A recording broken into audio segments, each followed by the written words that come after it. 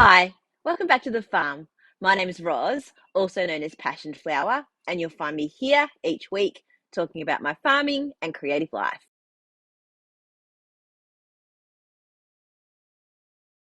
I had another sheep escape this week. This time it was Hurley's turn to give the fences a bit of a push and a shove. I was inside preparing dinner, and Deb and Adam had gone for a walk with the dog. And I get a call from her. She's at the top of the hill and she's saying, I think Hurley's out of the paddock. I'm like, oh, okay, where? Like, how far away? And she said, on really close, just in behind the hay bales, right next to the sheep paddock. I'm like, okay, no problem. I'll go down. Thank you. So left dinner where it was and had to put on some gumboots and make sure that I had clothes that were going to be okay for, like, getting dirty. I figured he wasn't going anywhere, so he could have been out for the whole day, who knows. So I got myself ready and then went to the other shed where I keep some grain for the sheep, got a little tub of that. And as I got closer, the other two were going crazy. They were trying to tell me that he was out of the paddock and couldn't get back in, and then I could hear him, but I couldn't see him. So I went around and he was in hiding behind the bales, like actually trying to get back into the paddock in the corner where the sheep on the other side were going a little bit nutso. So I had to open a different gate and just shook that grain and just wandered him around. And then when he got back in there, I let him have some of that. Then I had to put all three of them into that little shed grass area so that I could then find out where he had managed to escape and then figure out how to fix it. So once they were back from their walk, they came over and Adam helped me to run a bottom wire along one side of the fence. We'd had one about like this high off the ground, but apparently that's not enough. So we put one right at the bottom, and then I went back through and clipped the mesh back to the top wire and to the bottom wire. So what he'd done is he'd pushed out and the wire had flipped up, and so then he couldn't get back under the way he came because of the way that the wire was bent. And I don't think he would have figured that out anyway. So yeah, they're always finding ways to push and test these fences. To be fair, they weren't done um, to the highest level of security, and they were done on fences that we'd set up for cows and just added the clips and the mesh for the sheep. So it's sort of been a bit of a hodgepodge job as we've gone along. I think longer term, I'd like to add more post and rail type fencing, because that way they can sort of get their head out and under, but they don't push so much on the wire. Over time, they're just like bending and pushing the wire and pulling it out of shape and then finding ways to get through. Anyway, so far, there hasn't been like an escape and then not been able to get them back with any sort of ease. It's been just a simple matter of basically calling their name and opening a gate and they will just come. So that's really good. And that's the work that I put in when they were all quite little. But I did hurt my finger in all of this, not in the bringing Hurley in or in the fixing of the fence, but when I was letting them back into their paddock, I had locked them in with some chains to one section, and I was undoing the gate and getting the chain off, and Vito got super excited and he rammed into the chains and the gate as I was moving it, and the chain wrapped around my finger and it got squashed. So I don't know if you can see. Yeah, you can see that bruise on my middle finger. So it was super swollen, and I had to ice it quite a lot that night. It now is very bruised and it's a little sore to knit. So I haven't knit for the last couple of days or crocheted. So I'm hoping that it will be okay by the weekend. I'd love to be able to sit and knit. I'm probably lucky that I didn't do more damage, but it's a little bit annoying. We did get one more day in of blackberry spraying in between very hot days and also between when the rig was being picked up again, because it's a borrowed rig and other people need to use it. It's sort of like a bit of a booking system in terms of how long you get to have it. So we got one day done up in the bush, which was quite good. Adam decided that he would do that one. I'd been doing the rest, so I got to have a bit of a rest. But he did tackle quite some larger portions up there, and we would like to get it back later in the year. And of course, we're going to continue to use it to try and maintain what we've done so far, but also to try and find other areas, especially now in the bush, that we can try and improve. Also, now it is getting really, really dry. We have had a couple of really heavy showers of rain, but not continued rain and not the dew on the ground. So it is all drying out, and it's really quite warm. The all of the dams are receding. You can see the banks and how the water's coming in, and we have started to pump from our backup tanks to the house as well. So, I mean, the tanks at the house are not empty, and we have plenty of water here at the shed. But we also have a couple of like backup concrete tanks in the middle between the house and the shed. So just these past few days, Adam has started to pump from those back to the house so that if we do get any rain, they can refill, and we will have enough water at the house and within our reserves as well. But we are at the point that we are looking at managing our water and where we need to pump to and from to make sure that we have enough, and that when it does rain, we're able to capture what we have.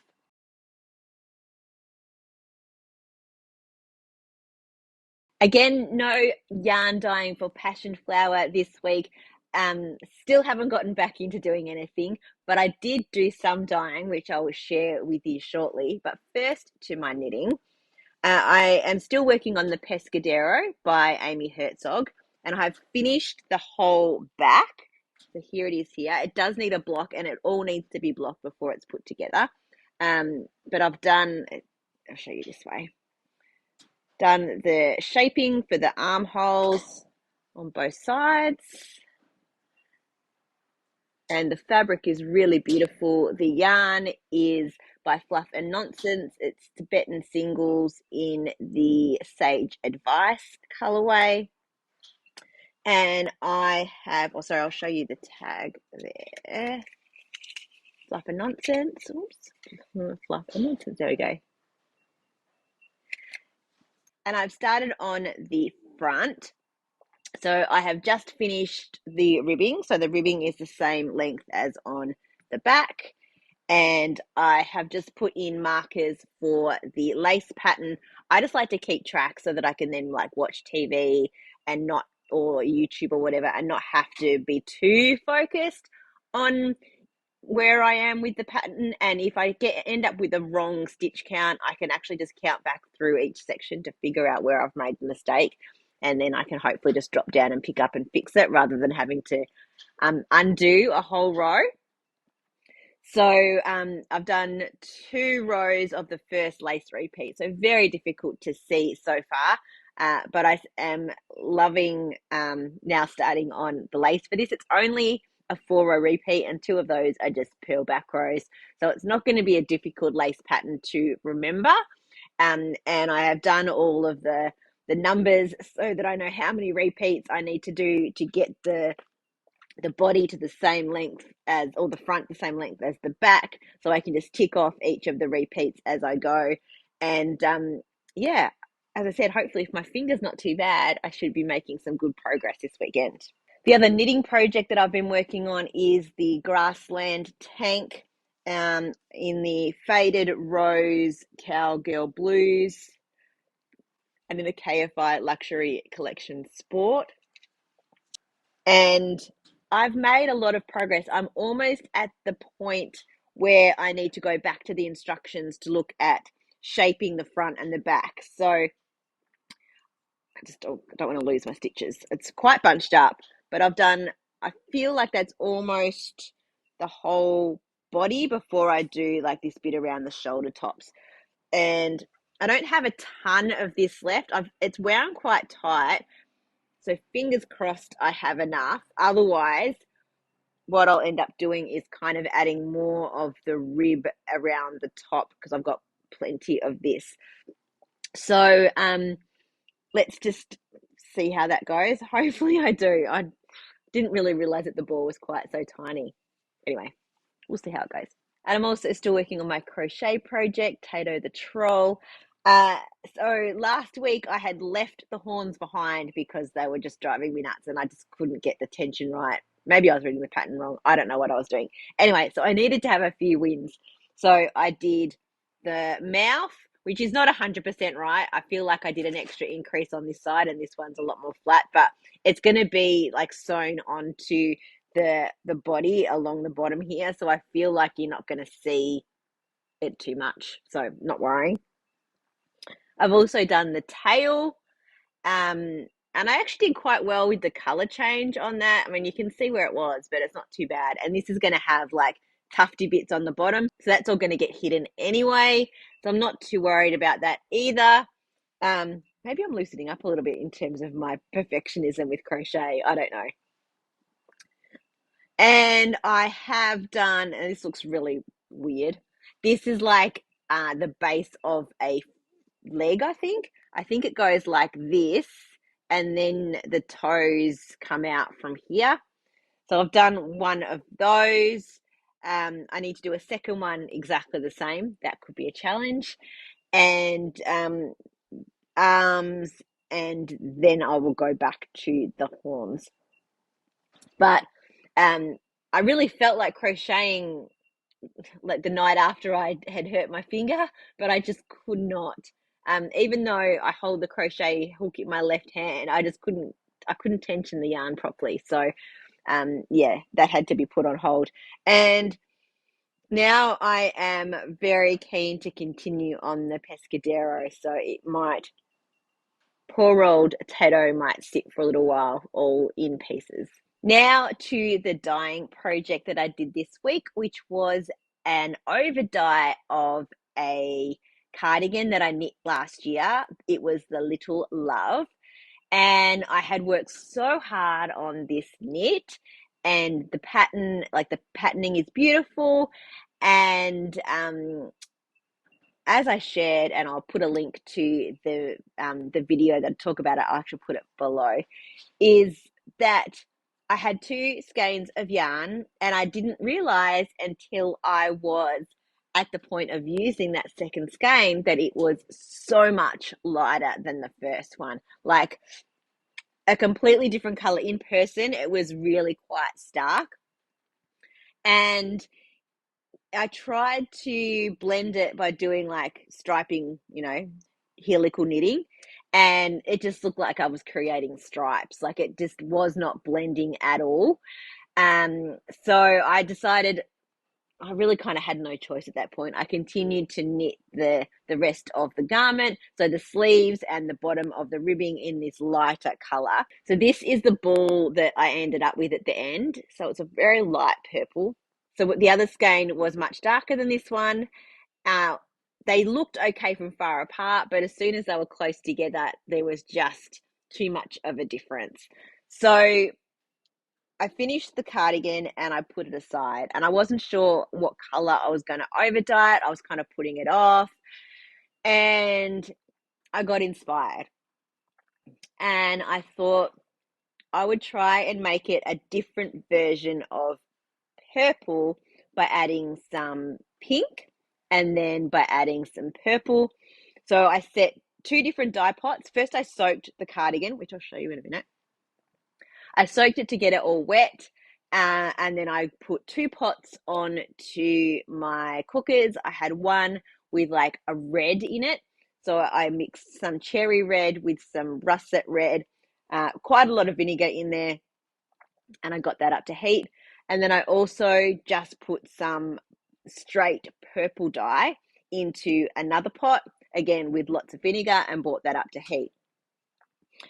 And I wasn't exactly sure how I was going to do this. So I put it into the red first, and then I kind of put the bits that needed more dark purple just into the purple. And then I was sort of switching them between each of the pots, pulling it out and looking at putting it back in, holding sections, like just having the sleeves and the bottom cuff sit in the dark purple for longer, and then dip dyeing the rest in. So there was quite a bit of hands-on to kind of get it right. Look, and I'm not entirely sure that I did get it right. There are some splotches on it, but I feel like overall it's a better color than it started out as. It feels a bit more, well, it's a bit more on purpose, to be honest. So here is the color that I ended up with. And it's still a little bit splotchy. For some reason on both sleeves, I got this weird pink spot right there and there. You can see it. But overall, I've had it folded up, so sorry. It looked really beautiful when I just finished, took it off the blocking boards.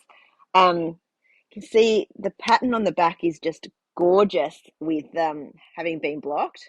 Really, really gorgeous. So I might end up making myself another one of these in a more consistent coloured yarn.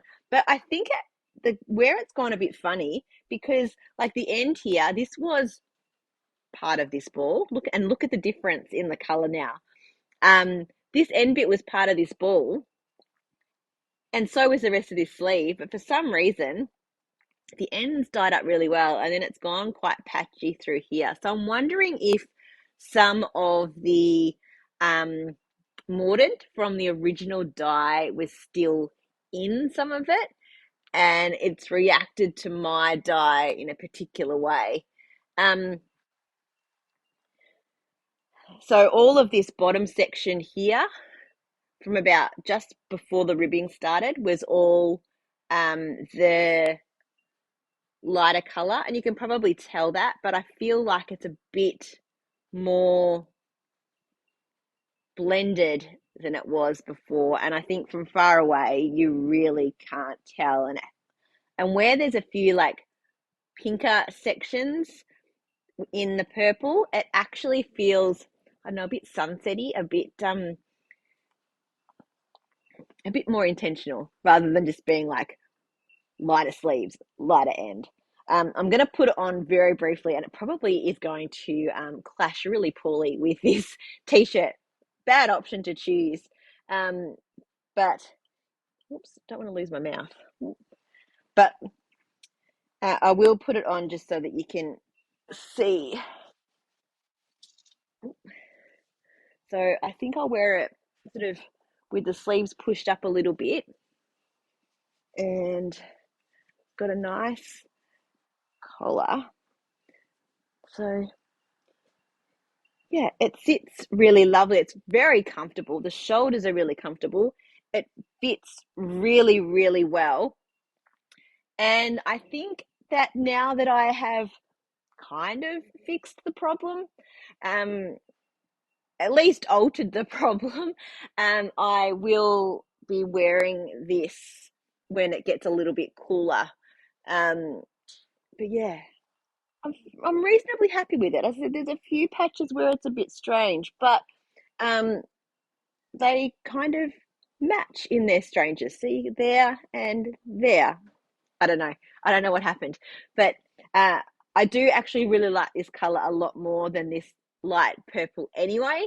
So I think it was a very good choice to overdye it, and to overdye it a dark purple.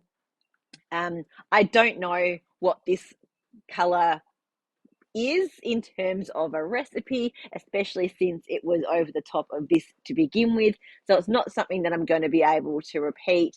But I'm happy that I have now made this into something that I feel that I am able to wear.